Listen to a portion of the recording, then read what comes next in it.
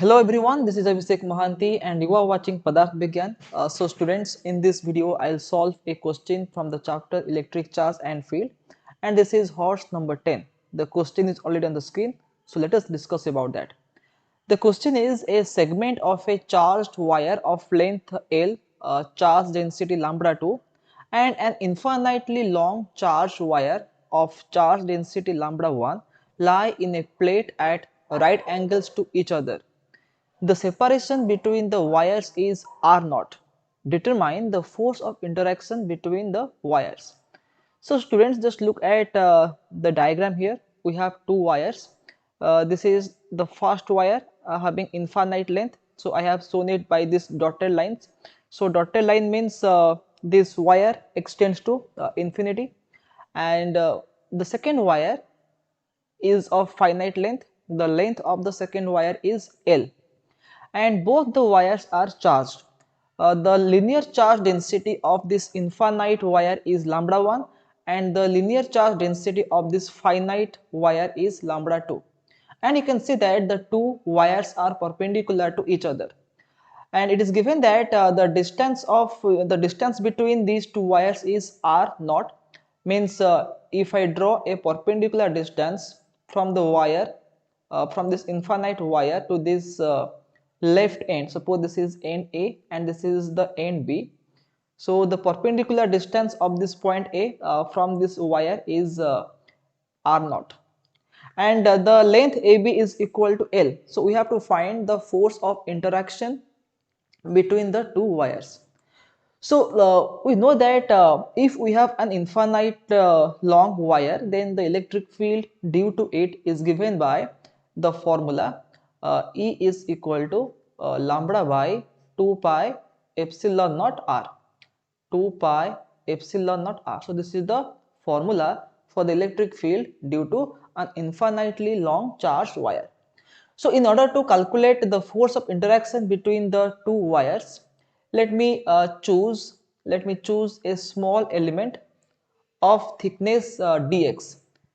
The thickness is dx, and this element is located at a distance x from the infinite wire. So I have chosen a small element whose thickness is dx, and it is situated at a distance of x from this infinitely long wire.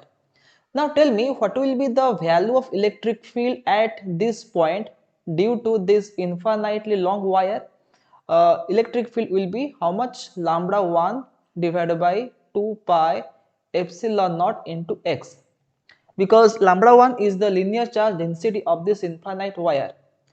So if electric field at this location is this much, then whatever charge is present on this thickness dx, that charge will experience some force due to this electric field.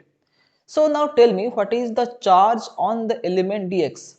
Charge on the element of thickness dx of thickness dx will be how much? Dq is equal to lambda 2 into dx, because it is given that lambda 2 is the linear charge density of this finite wire, and this charge will experience some force due to the electric field produced by this infinite wire. So the small amount of force df is equal to E into dq.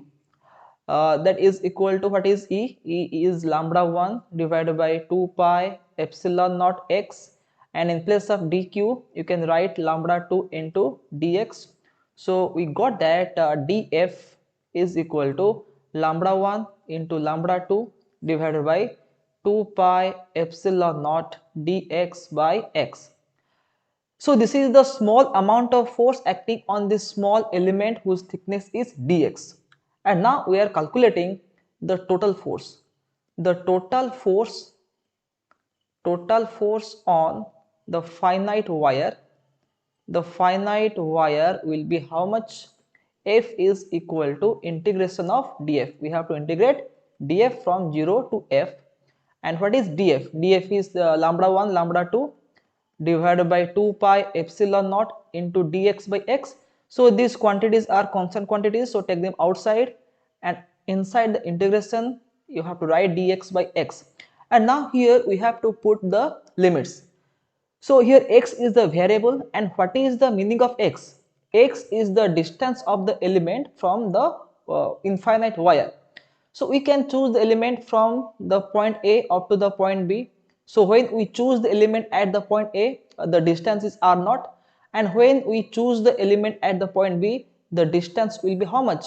This distance will be r naught plus L, because it is given that the length of the wire is equal to AB, that is equal to L. So the limits will be r naught, from r naught to r naught plus L. So that is equal to lambda 1 into lambda 2 divided by 2 pi epsilon naught, and integration of this quantity will be ln x, and the limits are from r naught to r naught plus L.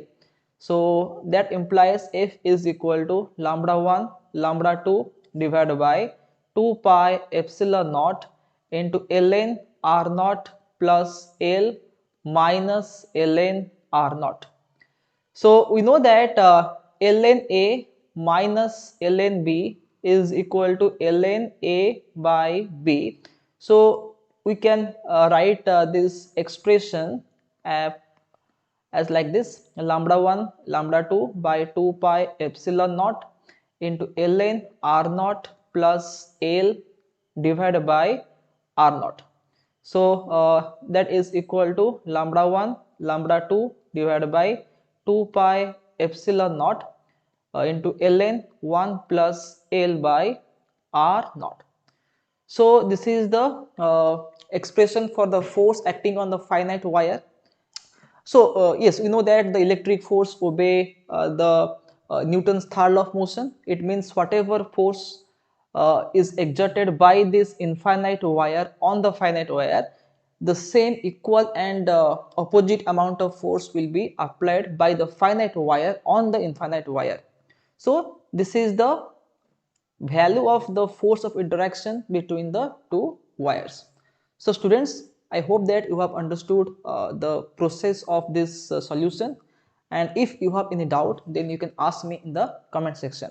So in the next class we'll come with some more problems. So till then, have a nice day and bye bye.